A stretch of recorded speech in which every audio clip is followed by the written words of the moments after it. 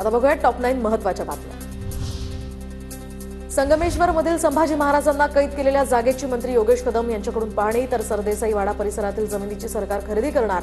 7 दिवसात जमिनीचे नकाशे सादर करण्याचे कदम यांचे भूमी अभिलेख विभागाला आदेश।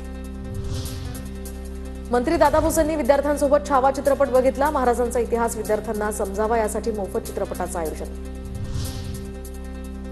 पुणे शहरात जीबीएसचा आणखी एक रुग्ण आढळला, तर शहरामध्ये एकूण 183 जणांना जीबीएसची लागण।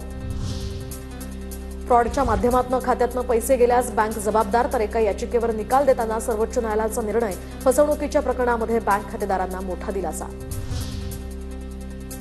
राज्यातील अनेक जिल्हा बँका पुन्हा एकदा अडचणीत। कर्जमाफीच्या आशेमुळे शेतकऱ्यांची कर्ज भरण्याकडे पाठ। बँकांमध्ये 28,606 कोटींची थकबाकी।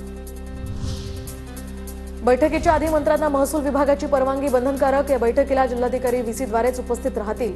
जिल्हाधिकाऱ्यांची मंत्रालयवारी टळणार। राज्यातील विद्यार्थ्यांसाठी वाहतूक भत्ता देण्याचा निर्णय, तर शिक्षणासाठी आता दूरच्या गावात जावं लागणाऱ्या विद्यार्थ्यांना दिलासा। 2025 ते 26 या शैक्षणिक वर्षापासून हा निर्णय अंमलात येणार।